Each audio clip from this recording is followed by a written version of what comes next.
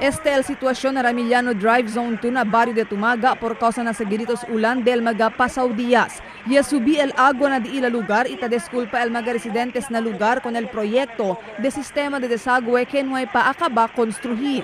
Asegun con un residente na lugar que no hay mas conforma enfrenta na kamera, taperwisya sila cada vez ta kay puerte ulan, siendo en vez de mandrain el agua y ulan para na desagüe, mas sale este para afuera del desagüe.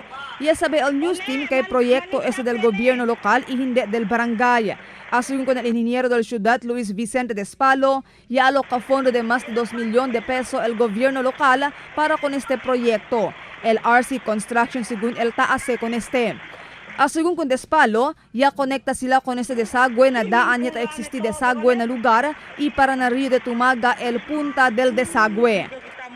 It's an ongoing project. Ese cerca se acaba, which connects the existing drainage ali na por centro.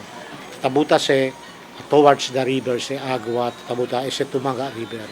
Ya habla pa si Despalo, normal lang que subi el agua na un lugar, especialmente si no hay pa acabaase con el desagüe.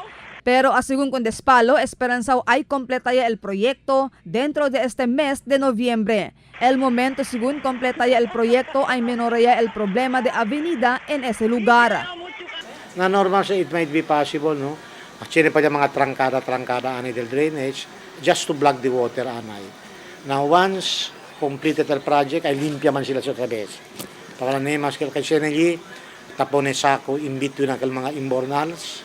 Tabli sila para agua hindi anay entra kanila or hindi ba ay corre el agua anay. Asegun con Despalo, puera con este proyecto de desagüe allí na lugar, tiene pa sila otro ongoing proyecto de desagüe na otro lugar na Tumaga. Y habla pa si Despalo kahit tormenta sila implementa con cuantos mga proyecto de desagüe por causa kay tiene del mga dueño de lote, hindi ta permiti pasa el desagüe na diila terreno.